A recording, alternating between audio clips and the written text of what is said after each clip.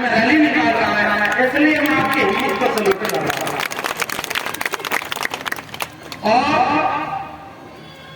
मुझे जब ये वाक्य राम और रावण वाला याद आता है तो इसी कानपुर के थोड़ी सी दूर पर एक ऐसी वीरांगना जिसे इस जमाने में उसके जुल्म का बदला लेने के एक बड़े काम को नजरअंदाज करके डकैत घोषित कर दिया, वैसी वीरांगना फूलन देवी को याद करता।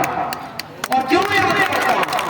क्योंकि फूलन देवी ने विदेश में जाकर एक जगह एक लाइन जो बहुत महत्वपूर्ण कही थी, वो मुझे आज का दिन याद आ रहा है। वो लाइन थी कि तुम्हारी कथाओं में राम की एक पत्नी सीता को रावण एक उठा कर ले गया, और तुम्हारी कथाएं कहती हैं कि उसने कोई गलत काम भी नहीं किया, और हर साल उस रावण का पुतला जलाते हो, और हमारे जैसी महिला के साथ इस समाज ने इतना अमानवीय अन्याय किया, बलात्कार किया, पूरे गांव में तमाशा देखा, कोई मदद करने नहीं आया। जब मैंने अपनी इज्जत आबरू के लिए बदला लिया तो मुझे डकैत कहते हो। ये कैसा दोहरा चरित्र आपका? और इसलिए एक नए विमर्श में हम खड़े हैं कि आज कुछ लोग हैं इस देश में, ये मालाएं, फूल, ये बगीचे कब अच्छे लगते हैं जब कई रंगों के होते हैं। और आप जिस बुद्ध की बात करते हैं उनका झंडा भी पंचशील का है, मल्टी कलर का है, उसमें सबको शामिल किया गया है। मैं जब देखता हूं झंडे को नीले रंग के साथ पीला रंग है, सफेद के साथ कैसे वो बुद्ध के चीवर का रंग है, वो सब मिलकर इंसानियत का एक मुकम्मल गुलदस्ता बनता है। मगर अफसोस कि हम ऐसे मुल्क में रह रहे हैं कि आज कुछ लोग हैं वो नादान पूरे बगीचे को एक रंग में रंग देना चाहते हैं, और वो ये बढ़ा रहे हैं इस देश को, और अब तो उनकी सत्ता भी है कि ये देश पूरा राम में है। इस देश में सब लोग राम को मानने वाले हैं, सब रावण विरोधी हैं। और ऐसे वक्त में जब मैं इतिहास पढ़ रहा था तो मुझे बड़ा दिलचस्प वाकया नजर आया। कानपुर के लोगों, आपके यहाँ इतिहास में ये पता चल रहा है कि रावण का मंदिर है कि नहीं? मैं अगर गूगल गलत कह रहा हूं तो बताइए। कानपुर में रावण का मंदिर, पिसरक उत्तर प्रदेश में रावण का मंदिर, मंडोर राजस्थान में रावण का मंदिर, मंदसौर मध्य प्रदेश में रावण का मंदिर, विदिशा मध्य प्रदेश में रावण का मंदिर, काकीनाडा आंध्र प्रदेश में रावण का मंदिर, और उत्तर प्रदेश में नोएडा की तरफ एक जगह है, वहां तो कहा जाता है रावण के वंशज ही निवास करते थे, और वहां बड़ा सा रावण का मंदिर है। दक्षिण से लेकर उत्तर में इन नमूनों को पता ही नहीं कि इस देश में सब रावण को मानने वाले नहीं, कुछ रावण को मानने वाले भी लोग। और वैसे ही लोग हिम्मत आज भी कर रहे हैं। देखिए भाई, मुझसे पूछेंगे तो मैं तो एक सवाल पूछूंगा कि अगर मैं राम को नहीं मानता तो रावण को कैसे मानूंगा? ये तोते बोलो, नीरज भाई ने इशारा तो कर ही दिया। इसलिए मुझे पता नहीं, मैं नहीं मानता इन सबको, लेकिन अगर आप मान रहे हो तो मुझे इतना सुकून मिल रहा है कि चलो आप एक तरह से उसको चैलेंज कर रहे हो। और मुझे तो आयोजकों ने, डॉक्टर साहब ने, बहुत सारे लोगों ने बताया कि कुछ दिन पहले जब यहाँ उनके देवी देवताओं का पुतला दहन किया जाता था, उधर रावण जल रहा है, इधर राम जल रहा है, बड़ा विवाद हुआ। तब तय हुआ कि रावण जलना बंद होगा, तब राम जलना भी बंद हो जाएगा, और तब इस समय नए रूप में यह कार्यक्रम हो रहा है। तो बड़ी लड़ाई लड़ी गई और बड़ी लड़ाई लड़ी जानी है। इसलिए सत्य की जीत असत्य पर ये रामनवमी नहीं, मुझे तो एक साजिश नजर आ रही। जो बुद्ध का इतिहास, जो अशोक का इतिहास, जो डॉक्टर अम्बेडकर का इतिहास है, उसके ऊपर कैसे धर्म का इतिहास रख दिया जाए। पर वो इतिहास तो आप जानते ही हैं कि राम मंदिर की खुदाई कर रहे थे और बड़े मन से दंगा करवा चुके थे। राम मंदिर, रामलला हम आएंगे, मंदिर नहीं बनाएंगे, रथ यात्रा निकाल चुके थे। उसके बाद जब खुदा लड़ाई हो रही थी तो पता चला कि राम के मंदिर का अवशेष मिले न मिले, वहां बुद्धिस्ट अवशेष जरूर मिल गए थे। यह इतिहास और उसको दबा दिया गया, नहीं पता चला। और मैं पिछले दिनों सिरपुर गया था छत्तीसगढ़, और वहां पता चला महासमुंद जिले में कि वहां का इतना बड़ा बुद्धिस्ट स्थल, और बुद्धिस्ट स्थल में मंदिर नहीं मिलता। आपने तो साहब मौका देखकर हमसे भी 22 प्रतिज्ञाएं करवा ही ली, और ठीक बात है कि हमने करी है, लेकिन ईमानदारी से कबूल करना हो भाई। हम जिनकी बात करते हैं ना, वो बहुत मजबूत लोग थे, बहुत ताकतवर लोग थे, और हम अभी बहुत कमजोर लोग। हम तो उनसे हिम्मत लेते हैं। डॉक्टर अम्बेडकर जब ये 22 प्रतिज्ञाएं कर रहे होंगे तो वो संकल्प लेकर एक आंदोलन को जन्म दे रहे थे। मुझे पता नहीं कि मैं उन सारी 22 प्रतिज्ञाओं को कितना अपनाऊंगा, लेकिन हाँ, आज के दिन जब आपने प्रतिज्ञा दिलवाती है तो उससे पीछे हटने का तो कोई सवाल नहीं। और नास्तिक तो हम पहले से ही है भाई, नास्तिक तो हमारे घर में कोई देवी देवता का तो मंदिर पूजा पाठ होता ही नहीं था। हमारे यहाँ निर्गुण पंथ के एक बाबा थे जो कबीर की परंपरा थे, और कबीर की परंपरा के होने के नाते मेरी माँ ने कभी कोई पाखंड का कर्तव्य रखा ही नहीं। मेरे घर में किसी देवी देवता की तस्वीर ही नहीं थी। और मेरे पिताजी प्योर कॉमरेड जो वामपंथी आंदोलन, समाजवादी आंदोलन से निकले थे, जो इस देश में हमारे यहाँ जो कबीर पंथी बाबा थे उनको भी नहीं मानते थे। वो कहते थे देखो इस दुनिया में इंसान इंसान सब बराबर है, केवल दो ही चीज है, एक लुटेरे लोग हैं और एक मेरे लोग हैं। हमें वर्ग संघर्ष को खत्म करना है। और उनके कमरे में 2 तस्वीर थी, डॉक्टर अम्बेडकर के साथ कार्ल मार्क्स और भगत सिंह की तस्वीर थी। तो हमें तो विरासत में नास्तिकता मिली है, तो नास्तिक तो हम देखो पहले थे, और राम और इन सब में विश्वास रहा नहीं।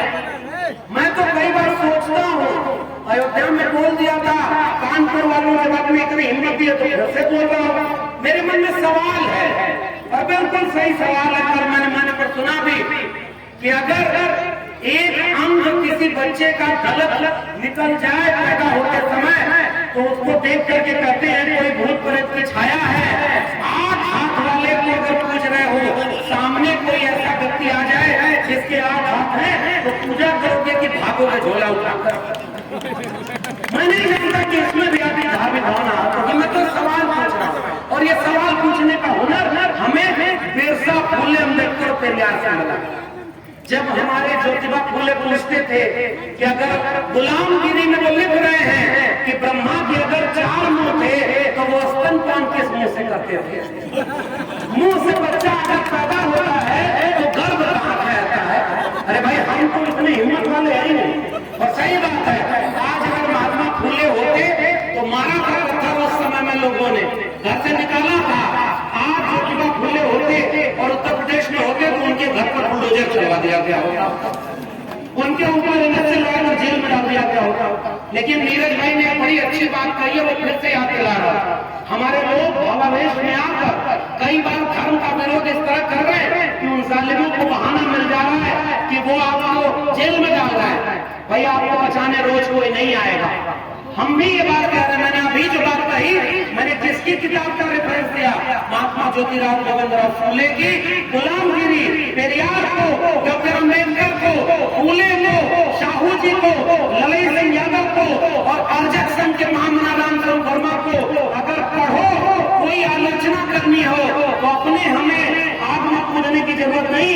हमारे पुरखों ने आंख में आंख डालकर इतना उनका छेड़छाड़ कर दिया है कि उनकी ही बात आगे बढ़ा दो, आपको कोई जेल में डालने वाला नहीं।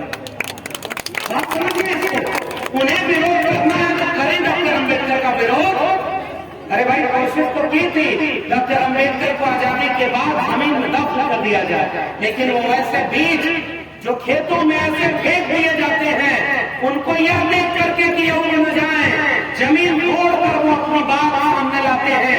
और आज देश भर में, वहां साबरमती से लेकर के कानपुर में मैं देख रहा था कि मेला लगा हुआ है। जो बुद्ध को याद करने वाले लोग हैं, जो अम्बेडकर को याद करने वाले लोग हैं, वो अपने बीज को, पौधे पौधे के रूप में बढ़ता हुआ देख रहे हैं, ये इतिहास तो बदल रहा है, फिर उनकी वोट लेकर आप कोई बात कहिए, खुद अपने मुंह से ये बात मत कहिएगा। ये नंबर एक बात। इसलिए जो 22 प्रतिज्ञा है, मुझे पता नहीं क्यों ऐसा लग रहा है कि मैं उसी पर बोलूं। पाखंडवाद का विरोध, ईश्वरवाद का विरोध, और मुझे ये लगता है कि पाखंड के विरोध की विरासत हमें मिले। आप वोट करिए तथागत बुद्ध को। मेरे लिए बुद्ध का दीक्षा लेने का मतलब ये नहीं है कि मैं लोगों से ये कहूं कि मैंने धर्म परिवर्तन करा लिया, इसकी जरूरत ही मुझे महसूस नहीं होती है। जिस दिन मुझे ये इल्हाम हुआ कि मैं किसी भी किस्म के ईश्वर को नहीं मानता, मुझे महसूस हुआ कि मैंने अपने भीतर थोड़े से बुद्ध को जिंदा कर लिया है, क्योंकि बुद्ध ईश्वर को नहीं मानते। मेरे लिए बुद्ध होने का मतलब एक विचार का होना। मेरे लिए बुद्ध का मतलब यह है कि किसी के बुद्ध से पूछा किसी ने, मंदिर साहब लोग बैठे हुए हमसे ज्यादा जानने वाले लोग हैं, मगर मुझे जो बुद्ध नजर आते हैं वो आपके सामने रख रहा हूं। उनसे पूछा किसी ने कि आपके बाद लोग आपके उपदेश को कौन सी बात को याद करेंगे? बुद्ध ने कहा कि बुद्ध ने कहा हो इसलिए सच मत मान लेना, किसी किताब में लिखा हो तो सच मत मान लेना, कुछ लोग या ढेर सारे लोग कहते हो तो सच मत मान लेना, तुम्हें जो सच लगे उसे सच मानना। अपदीपो भाव, उस तर्क और वैज्ञानिकता के दृष्टिकोण का नाम है तथागत बुद्ध। इसलिए मैं अपने मन में थोड़ा सा बुद्ध को जीता, इसलिए मैं किसी देवी देवता या किसी भी व्यक्ति के सामने झुकने की बजाय तर्क और विवेक के सामने झुकने की बात करता हूं। और इसलिए वो 22 प्रतिज्ञाएं मुझे अंदर से हिम्मत देती। कुछ चारित्रिक दुर्गुण, कुछ सामाजिक चीजें, उनसे हमें लड़ना होगा। अब जैसे उसमें कहा मैं झूठ नहीं बोलता, अब मान लीजिए आपने कहा कि आपको साहब आना ही आना है और मैं फंसा हूं कहीं, तो मैं थोड़ा सा कह दिया कि मेरी तबीयत ठीक नहीं है, तो मैं क्या कर रहा हूं? सच बात तो ये है कि मैं झूठ बोल रहा हूं, ये बात है ना। इसलिए मैं इस मंच पर जो प्रतिज्ञा लिया हूं, मैं कतई ये नहीं कह रहा कि मैं उसे जी रहा हूं। मैं ये भरोसा खुद को दिलाना चाहता हूं कि मुझे इतनी हिम्मत मिले कि मैं कहूं, उसे जीने की कोशिश करूं, ताकि यह महसूस हो कि हमने झूठ, अन्याय, अत्याचार इन सब पर काबू पाने की कोशिश की। और पाखंडवाद साहब केवल दूसरे का नहीं, अपनों का भी होता है। मेरे ने इशारा कर दिया, इसलिए उस पर ज्यादा नहीं जा रहा। और पाखंडवाद क्या है, कैसे है, मैं 2-3 बातें कह के अपनी बात खत्म करूं। पहली बात, सांस्कृतिक आंदोलन 2 तरह का इस देश में सकल राम में सब जग जानी नहीं है।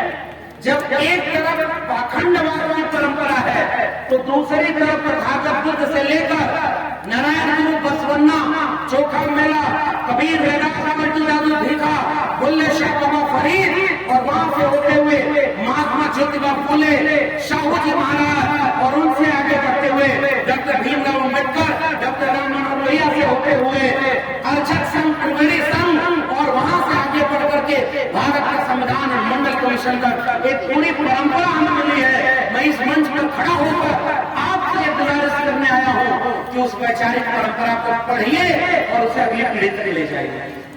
ये सबसे जरूरी काम है, अपनी जड़ों को पहचानना।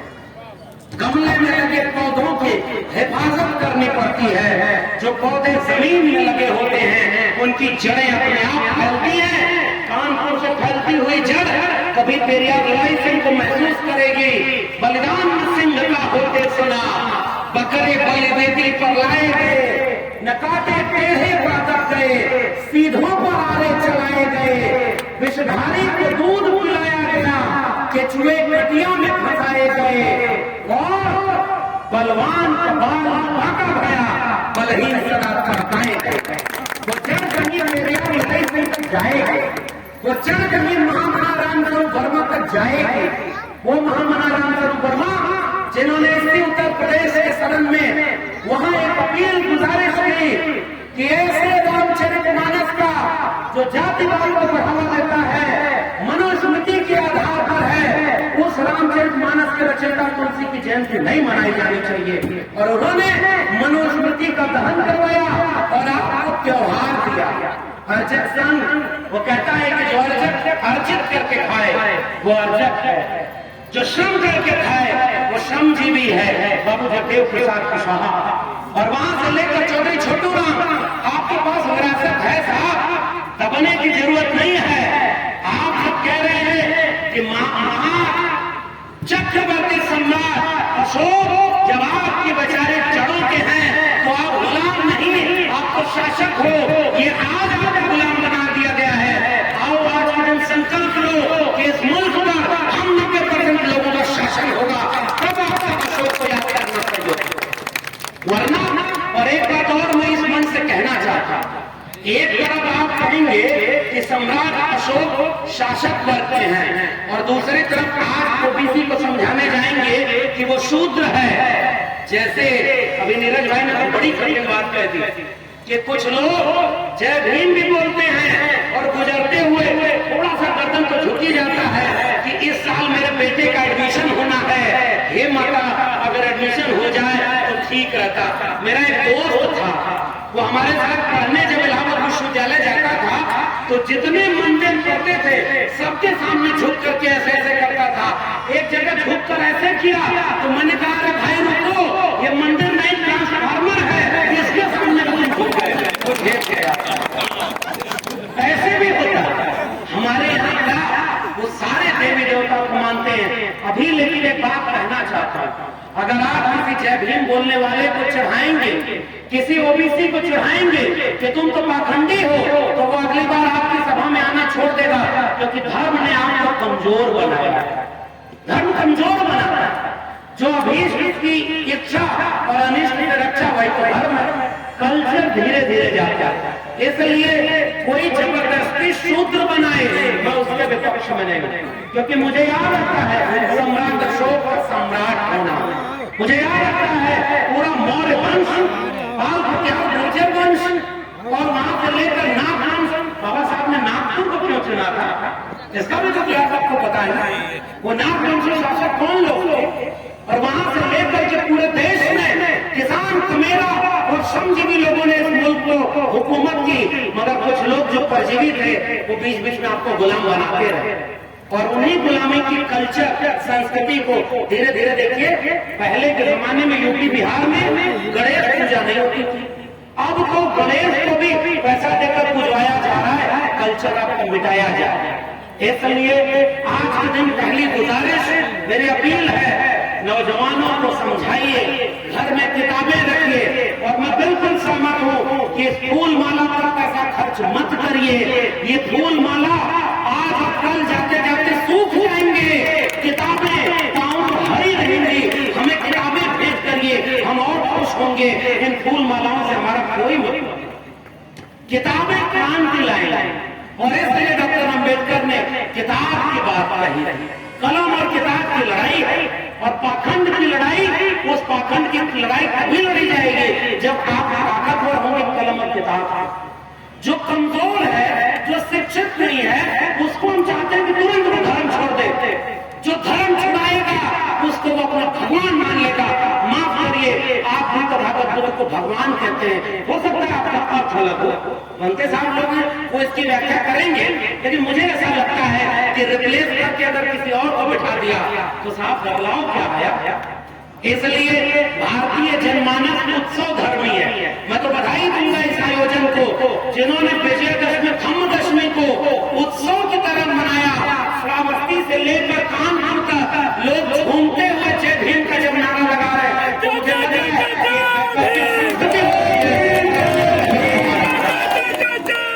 और इसलिए लड़ाई को आगे ले जाने का मकसद ये है कि हम जय भीम का नारा लगाएं, फूले पेरियार और मिशन को आगे बढ़ाने की बात करें, और बिना पाखंडवाद के विरोध के। लेकिन पाखंडवाद काम कैसे करता है, एक छोटी सी बात बताऊं, टीवी पर विज्ञापन देखते हैं ना, आजकल तो 2-3 सिनेमा के बड़े बड़े हीरो गुटखा का प्रचार करते हैं, जानते हैं गुटखा का, ये खाओ इसमें केसर मिला है, कोई इसमें अमृत मिला है, किसी में स्वर्ण भस्म मिला है। आप जाकर पूछो कि वो हीरो खुद गुटखा खाते हैं क्या, पूछिए ना, उनके बेटे गुटखा खाते हैं क्या। करोड़ों रुपए का ऐड लेकर वो गुटखा का प्रचार करके अरबों रुपए का व्यापार आपके बच्चों को गुटखा खिलाकर बेचते।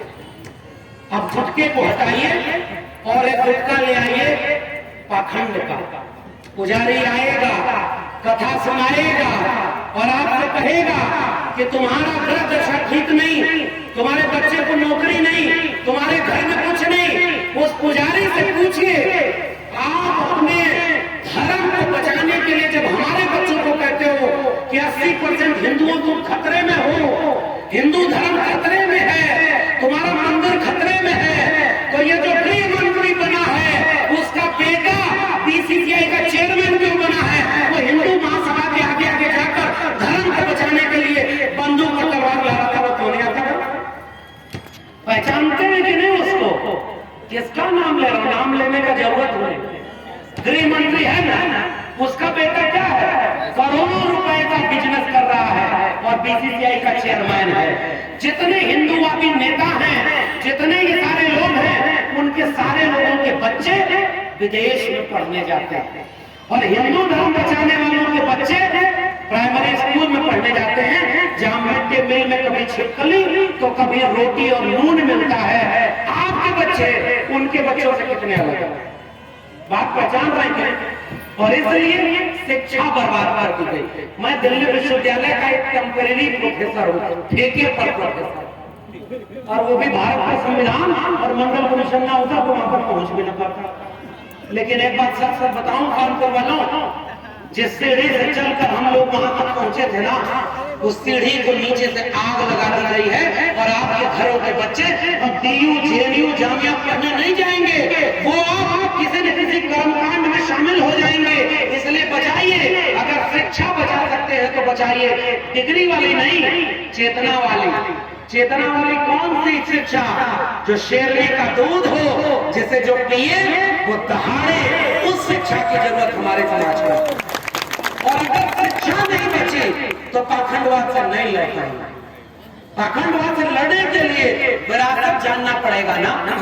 बिरसा, फूले, अम्बेडकर, पेरियार की विरासत, कबीर की विरासत, और उस विरासत में वो साफ दिख रहा है मुझे भारत। और यही मैं, जैसे मैंने शुरू में कहा ना कि केवल राम में नहीं है, या रावण की पूजा भी इस देश में हो रही है, उसी तरह से एक भारत नहीं है, एक दूसरा भारत भी है जो 90% बहुजनों का भारत है।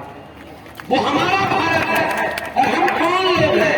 हमारे हाथों ने श्रम कर इस देश को, दुनिया को रहने लायक बनाया है। और इसलिए क्रांतिकारी आंदोलनों का गीत है, हम मेहनत कश जगवालों से जब अपना हिस्सा मांगेंगे, एक खेत नहीं, एक गांव नहीं, हम सारी दुनिया मांगेंगे, वो हमारा इतिहास है। मगर आज आपके ऊपर राज कौन कर रहा है? क्यों? क्योंकि आप हट गए था।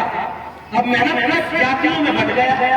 और बिल्कुल नीरज भाई ने सारी बात कह दी है, उसको आगे दोहराऊंगा नहीं, केवल एक बात कहूंगा, जाति को तोड़ करके अगर जमात की तरफ आगे बढ़ सके और कुल्हाड़ी का बेग बनने वाले लोगों से बच करके जो जंगल की लकड़ियों को काट रही थी, यह कहते हुए कि इस कुल्हाड़ी में पेट हमारा ही है, आपके जाति वाले को आगे करके आपके घर कुछ लोग आएंगे, वो कहेंगे कि देखो 5 किलो अनाज 500 रुपया दे तो रहे तुम्हें, हम एक अच्छा भारत, चीता वाला भारत। और नीरज भाई ने चीता की बात कही, एक ऐसा भारत है जिसमें इतिहास बदला जा रहा है, एक ऐसा व्यक्ति जो पहली बार 2 राष्ट्र के सिद्धांत का जनक था, जिसने अंग्रेजों से माफी मांगी थी कि हमको जेल से बाहर कर दो हुजूर, पूरे जीवन आपकी पेंशन पर करेंगे और जंग आजादी का विरोध करेंगे। उसने अपने नाम के आगे अपने से ही वीर लगा दिया, क्योंकि उसे पता था कि मेरी हरकतें ऐसी हैं कि आने वाले लोग गाली देंगे। वह व्यक्ति जब वहां रंगून जेल में था तो बुलबुल पर बैठकर पूरा भारत घूमा करता था। सुना कि नहीं किस्सा? कोई बुलबुल पर बैठकर घूम रहा है, कोई चूहे पर बैठकर घूम रहा है, कोई गरुड़ पर बैठकर घूम रहा है। ये कितने हिंसक लोग! और छोड़ो, ये सारे लोग केवल और केवल पशुओं के ऊपर अन्याय वाली बात है। तथागत बुद्ध का एक विचार, इंसान को छोड़ो, पशुओं पर भी दया करो, उस दया और करुणा के विचार का नाम हो। और इसलिए एक काम और किया जा रहा है, आपके इतिहास को मिटाया जा रहा है। सिलेबस की किताबें बदली जा रही है। आपके यहाँ स्कूल खोज लीजिए साहब, प्राइमरी स्कूल कानपुर के ऐसे हैं क्या कि आप खुशी खुशी अपने बच्चों को पढ़ने भेजते हैं? सही सही बताइए, कितने लोग खुशी खुशी सरकारी स्कूल में अपने बच्चे को पढ़ने भेजते हैं? कोई नहीं है ना। जो भेजते हैं वो मजबूरी में भेजते हैं ना। अगर आपकी जेब में पैसा होता तो किसी महंगे स्कूल में अपने बच्चों को पढ़ाते ना। मेरे पास एक फोन आया मुंबई से, मंच के लोगों का, सोचिए सबके पास आता है। वो फोन आया और कहा कि मैं भी यादव हूँ और आप बहुत अच्छा बोलते हैं लेकिन आप बहुत खराब बात बोलते हैं। हमने पूछा कौन सी बात खराब लगी? तो कहा धर्म के खिलाफ आप बोलते हैं। हमने कहा कौन सी बात आपका धर्म के खिलाफ लगी? उन्होंने कहा कि देवी देवता तो आप कह रहे होते ही नहीं। मैंने कहा होते हैं तो आपने देखा? मैं अपनी क्लास के विद्यार्थियों से पूछता हूँ कि भूत होते हैं? तो कहते हाँ साहब होते हैं। तो कहा कैसे होते हैं? तो हमारे दादा एक बार भूत को पटक कर मारे थे, हम उन्होंने देखा था। आप लोगों में से किसी ने भूत को देखा है क्या? भगवान को देखा है? मैंने जब उन बच्चों से पूछा कि जब तुमने खुद देखा नहीं तो कैसे मान लिया? और एक बात बताओ, तुमसे अगर कहा जाए कि तुम आंख बंद करके सोचो भूख लगी हो कि तुम खाना खा लिए तो पेट भर जाएगा क्या? वो एक आदमी ट्रेन में जा रहा था, उसका छोटा सा बच्चा था।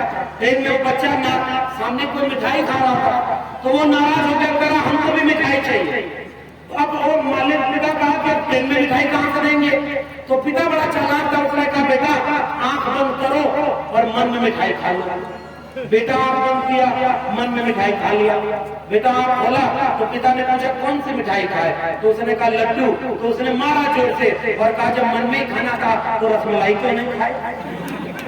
जब तुम्हें मानना ही है कि तुम्हारा भगवान मन में है तो एक बात बताओ कि इतने भगवान इस देश में, फिर भी इस देश में कुपोषण के शिकार सबसे ज्यादा महिलाएं भारत में, कम उम्र के बच्चे जो सबसे ज्यादा मरते हैं वो भारत में, सबसे ज्यादा स्कूल का ड्रग रेशियो भारत में, सबसे ज्यादा दुनिया के बेरोजगार लोग भारत में, सबसे ज्यादा घर बेघर लोग भारत में, सबसे ज्यादा जो ऐसे लोग जिनका मालिकाना हक जमीन पर नहीं है वो भारत में, और सबसे ज्यादा देवी देवता भी कहाँ?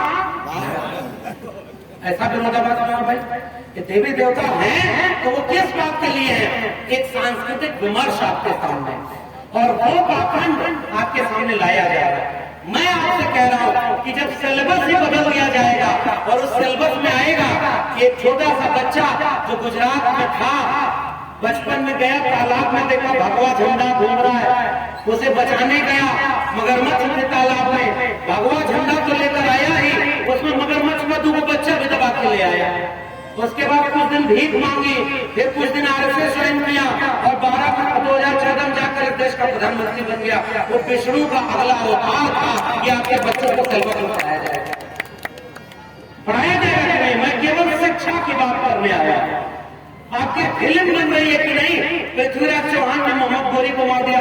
हमारे साथ डॉक्टर साहब लोग हैं, डॉक्टर साहब लोग हमारे साथ आ रहे थे, हम लोग इसी पर बात कर रहे थे, विनोद जी हैं, राज जी हैं, और हम लोग यही बात कर रहे थे कि आप क्या करेंगे जब आपके बच्चों का सिलेबस ही बदल दिया जाएगा? उनको पता ही नहीं चलेगा साहब। पृथ्वीराज चौहान मोहम्मद गोरी को मार देगा, जबकि मोहम्मद गोरी 2006 में मरा और पृथ्वीराज चौहान 1191 की तराइन के कुछ समाधि मार गया। झूठ बनाया गया कि नहीं? कुछ दिन बाद पता चलेगा महाराणा प्रताप अकबर को और लड़ाया जाएगा हिंदू मुसलमान करके। मेरे देश के कमेरा लोगों, इस देश के बहुजन लोगों, एक बात बताओ कि आपका आरक्षण कोई मुसलमान छीन रहा है क्या? आपके देश की सरकारी संपत्ति को मुसलमान बेच रहा है क्या? इस देश में कुछ लोग देश को लुटवा के विदेश में भिजवा दिए, उनमें कोई मुसलमान और दलित भी खड़ा बिना क्या? वो सब के आगे टाइटल में वही है जो प्रधानमंत्री के आगे टाइटल में है कि नहीं? देश लूटने वाला कौन? वो 10% लोग। देश को बनाने वाले कौन? हम 90% लोग। हमने देश बनाया है तो देश लूट रहे हैं, इसलिए हम सबसे बड़े राष्ट्रवादी हैं। और आओ कानपुर के लोगों, मेरे गांव के लोगों, मैं एक आखिरी बात कह के जा रहा हूं और लोग बोलने को हैं। मैं दिल्ली से चल कर आया हूं और बहुत सम्मानित लोग मंच पर बैठे हैं, जानकार हैं, जानते हैं, और आप में भी बहुत सारे लोग जानते हैं। आपके बच्चों का भविष्य इन लखनऊ और दिल्ली में बैठे हुए लोगों ने पूरी तरह बर्बाद कर दिया है और उसकी केवल घोषणा होने बाकी है। गुजारिश मेरी है, शिक्षा बर्बाद, प्राइवेट स्कूल बन गए, अंबानी अडानी के, टीयू जेएनयू सारे बर्बाद हो गए नई शिक्षा नीति में। आपके बच्चे पढ़ेंगे नहीं तो क्या करेंगे? मानसिक रूप से गुलाम होंगे।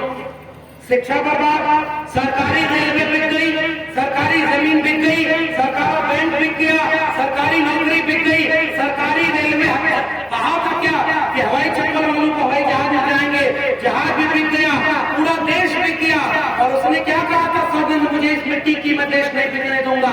पूरा देश बेचते बेचते अपने दोस्त को दुनिया का सबसे अमीर दूसरा आदमी बना दिया और आपके बच्चों का भविष्य पूरी तरह बर्बाद कर दिया है। इसलिए मेरे गांव के मासूम लोगों, माताओं, बहनों, बुजुर्गों और खासकर नौजवान साथियों, चलो इतनी हिम्मत हमें आई है कि हम आंख में आंख डालकर ये बुलडोजर बाबाओं से डरते नहीं, ये इनके जेलों से डरते नहीं, हम सच की बात करते हैं। और उन नेताओं को भी, हमारे स्वामी प्रसाद जी बैठे हुए हैं, हमें कार्यक्रम में और साथ थे, इनकी हिम्मत को हम कह रहे हैं सर, थोड़े दिन उधर थे लेकिन अब हमारे साथ आए, हमको सलूट करते हैं, क्योंकि हमने आपके मुंह से हमेशा बुद्ध की बात की, आपने एक आंदोलन की बात की है।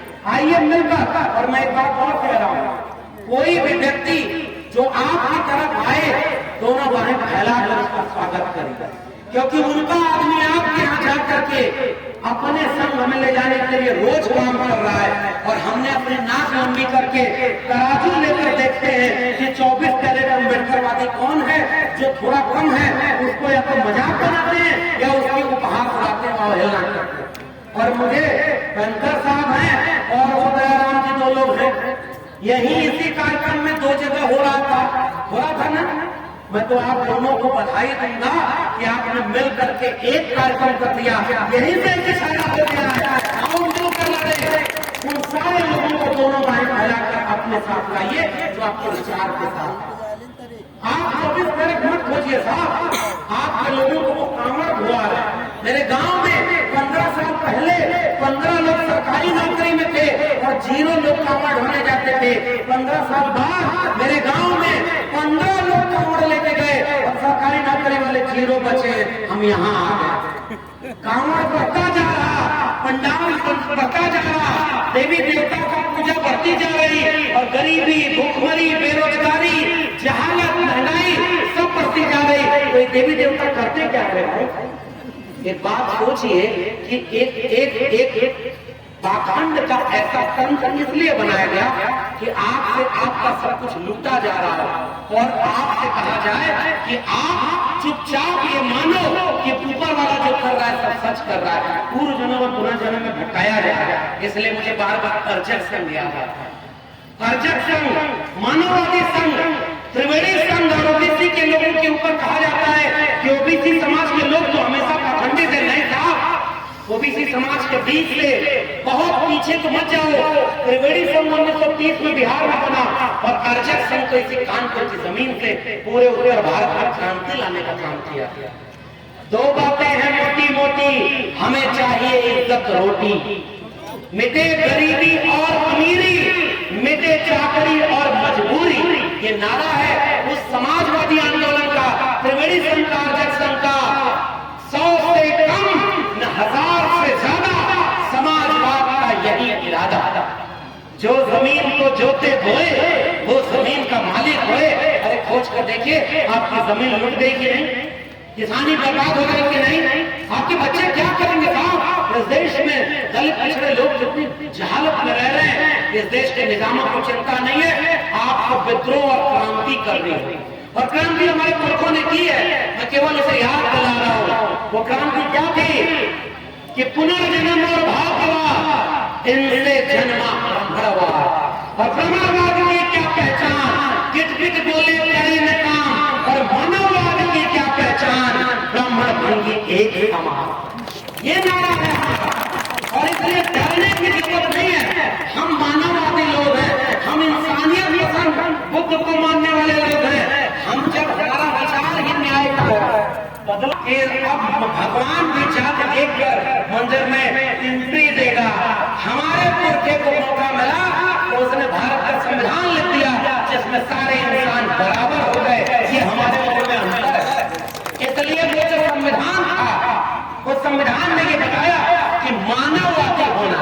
और यही त्रिवेणी संघ का, यही समाजवादी आंदोलन का, यही जो अजय संघ का नारा, क्यों?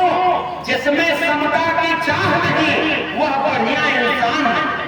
राम के नाम पर पूजा करने वालों, अगर तुम्हारा कोई राम होता तो क्या वो खुश होता कि जय श्री राम बोलने न बोलने के नाम पर दाढ़ी और टोपी देख करके इस देश में लिंचिंग हो रही है? लिंचिंग करने वालों को और बलात्कारियों को जेल से निकालकर फूल माला में स्वागत किया जा रहा है। और हमारे प्रोफेसर हैनी बाबू, प्रोफेसर आनंद देव तोड़े, गौतम नौलखा और तमाम उमर खालिद सेठी जैसे लोग जेल में बंद हैं।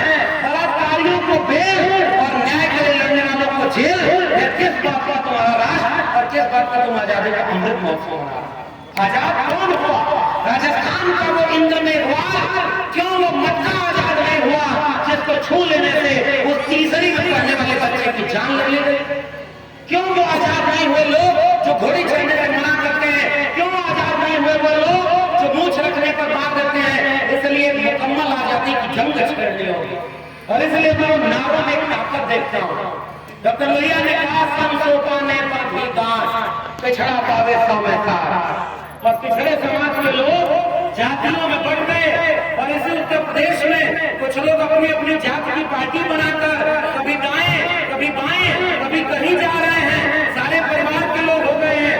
आओ गलतियों से सीख लेते हैं, एकजुट होते हैं। देखो नीरज की बात आई, मैं उसी में जोड़ रहा हूँ। मेरी भी जाति ऐसी है जो थोड़ी संख्या में ज्यादा है तो महासभा बनी है। हो सकता है कि जो संख्या में ज्यादा जाति हो वो अपनी जाति कुछ दिन बचा ले। अहिर कुर्मी कोयरी कुछ दिन अपनी जाति बचा लेंगे। ताकतवर है, संख्या में ज्यादा है, पढ़ लिख के आगे आए। लेकिन शिवराज सिंह चौरसिया और पूरी ठाकुर के लोग कैसे अपनी जाति बचाएंगे? वो हलवाई, वो जुलाहा, वो तमाम भाई नई मोची मल्ला निशाद, वो जातियां कैसे अपनी जाति बचाएंगे? साहब उनकी जिम्मेदारी आप यहाँ नहीं थी।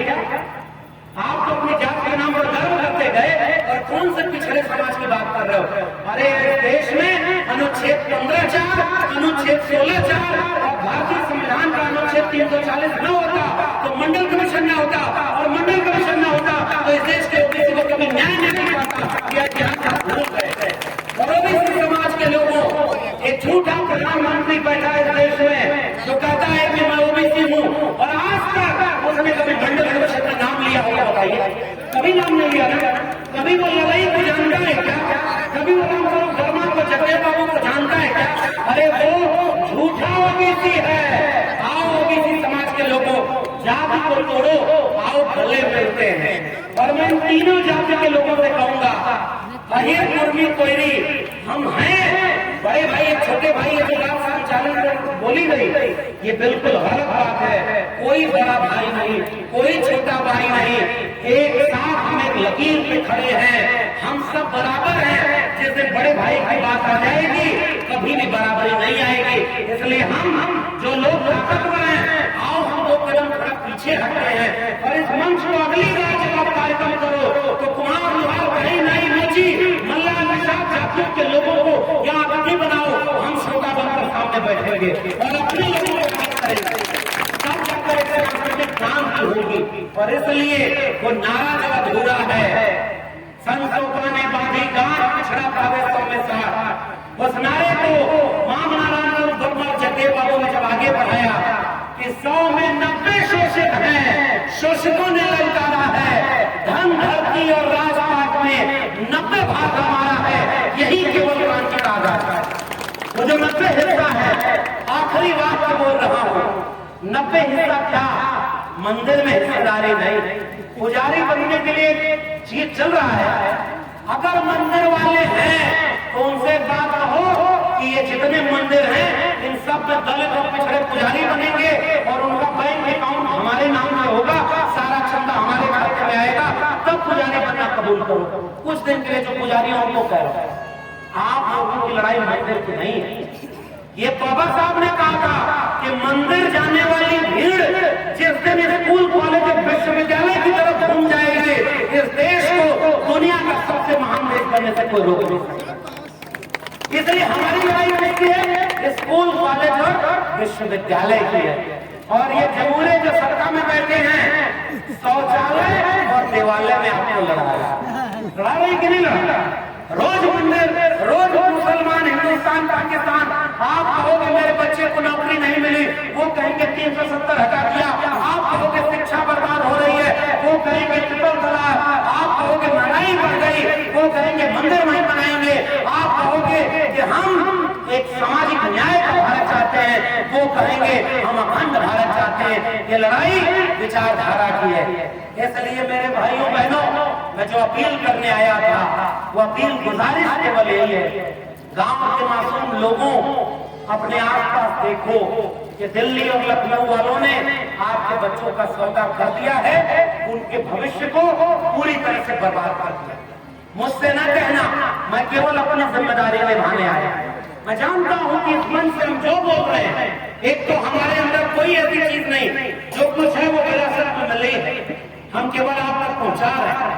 कल को हमारे भाषण खत्म हो जाएंगे, हो सकता है ये मंच लगाने का मौका भी न मिल पाए। ये आयोजक लोग, बनकर लोग और दयाराम जी लोग जैसे लोग तो बड़ी हिम्मत कर रहे हैं, साहब कितने दिन कर पाएंगे? और एक बात और याद रखिएगा, जय भीम बोलना अब इतना ताकतवर हो गया है ना कि जो दिल में गोडसे, गोलवलकर और हरदवार रखते हैं, वो भी बिरसा फुले अम्बेडकर के सामने जाकर झुक रहे हैं, कह रहे हैं अम्बेडकर न होते तो मैं भारत का प्रधानमंत्री नहीं होता। क्या बात कहते हो? अमेरिका में जाकर कहते हो कि मैं युद्ध के नहीं बुद्ध के देश से आया हूँ और भारत में युद्ध छोड़े हुए बुद्ध के खिलाफ। यानी अम्बेडकर की मूर्तियों को तो तोड़ नहीं पाएंगे। हमारा खौफ उनसे पूछो जो आज भी हमारे पुरखों की मूर्तियों तक से डर जाते है ना। ये बात आपकी ताकत इतनी मिल गई है ना, मगर कहीं ऐसा ना हो जाए कि वो लोग केवल मूर्तियां बनाने लग जाएं और आप ही कल को कहें कि अम्बेडकर की बात तो वो भी कर रहे हैं, जय भीम तो वो भी कर रहे हैं। कहीं आरएसएस के मुख्यालय में कल को अम्बेडकर की मूर्ति बनाकर और उसे घोषित कर दे कि ये विष्णु के अवतार थे, फिर आप अपने समाज को कैसे समझाओगे? मूर्तियों में मत खोजना मुझे, मैं तुम्हें किताबों में मिलूंगा। ये बात कहने वाले डॉक्टर अम्बेडकर आज अगर हो गए ऐसे लिए मेरे गांव के मासूम लोगों, बल्ले सिंह चीमा ने कविता लिखी थी, ले मसाले चल पड़े हैं लोग मेरे गांव के, अब अंधेरा जीत लेंगे लोग मेरे गांव के। है गांव के लोगों, कानपुर उत्तर प्रदेश के लोगों, इस भारत के कमेरा लोगों, वंचित शोषित किसान मजदूरों, दलित पिछड़े आदिवासियों, 90% हुआ। आओ इस मुल्क में शिक्षा बचाने के लिए, रोजगार बचाने के लिए, भारत का संविधान बचाने के लिए इस मुल्क में क्रांति का आगाज करो। तभी, क्योंकि आज अगर डॉक्टर अम्बेडकर होते, आज फूले होते, आज बुद्धा होते, तो वो स्कूल, कॉलेज और विश्वविद्यालय बचाने, भारत का संविधान बचाने के लिए जाते। और अगर आप नहीं आ पाए, माफ करिएगा, 25 साल बाद आपकी आने वाली पीढ़ियां, हमारी पीढ़ियां हमसे पूछेंगी, जब 2022 में तुम कानपुर में ये रावण मेला और ये बुद्ध धम्मदशमी मना रहे थे, तब तक तो भारत का संविधान बचा था ना, तब तक तो डीयू जेडीयू बचा था ना, तब तक तो तमाम क्रांतिकारी लोग बचे थे ना, थोड़ी सी सरकारी नौकरी बची थी ना, भारत का संविधान थोड़ा बचा था ना। 25 साल बाद तुम हमें ऐसा भारत सौंप कर गए जिसमें भारत के संविधान की बजाय मनुस्मृति है, सरकारी नौकरी बिक गई, सरकारी जमीन बिक गई, सारे लोग मजदूर बन गए पूंजीपतियों के, आदिवासी जमीन नहीं बचा पाए, दलित अपना वजूद नहीं बचा पाए, पिछड़े अपना हक नहीं बचा पाए, महिलाएं अपनी इज्जत नहीं बचा पाए, सारे लोग मजदूर बन गए। तो जब आप मुझे ये सवाल पूछेंगी, आप क्या जवाब दोगे? मैं उन आने वाली पीढ़ियों से आंख में आंख डालकर कहना चाहता हूं कि बुलडोजर से, जेल जाने से, दंगाइयों से मैं बिना डरे बिरसा फुले अम्बेडकर पेरियार की बात करते हुए हर मंच पर जाकर लोगों को समझा रहा था कि आओ भारत के संविधान को बचा लें। यही कह करके उनसे अपनी इज्जत बचाऊंगा। अगर आपको भी अपनी इज्जत बचानी है आने वाली पीढ़ियों के लिए, कि वो आपके ऊपर शर्म न करें कि तुम्हारे पुरखे अम्बेडकर फुले पेरियार थे, हमारे पुरखे तुम नालायक निकले, कारवां आगे ले जाने की बात थी, तुमने मीलों पीछे जाकर बेच दिया, हम आप नहीं मिला पाएंगे। वो चिड़िया मुझे याद आती है, जंगल में आग लगी, एक चिड़िया चोट से पानी डाल रही थी, सारे पक्षी बच्चे हंस रहे थे, ये जंगल की आग तेरी चोंच के पानी से बुझेगी क्या? बस चिड़िया का जवाब मेरा जवाब है कि वो चिड़िया बोली कि मुझे पता है कि मेरी चोंच के एक पानी से ये जंगल की आग नहीं बुझेगी, मगर जब इस आग को इतिहास लिखा जाएगा कि जब इस मुल्क में दंगाई बनाया जा रहा था, मंदिर मस्जिद हिंदू मुसलमान किया जा रहा था, पूरे देश को बेचा जा रहा था, अम्बेडकर फूले पेरियार के सपनों के भारत को खत्म किया जा रहा था, तब तुम क्या कर रहे थे? मेरा नाम इस आग लगाने वालों में नहीं, आग बुझाने वालों में शामिल होगा।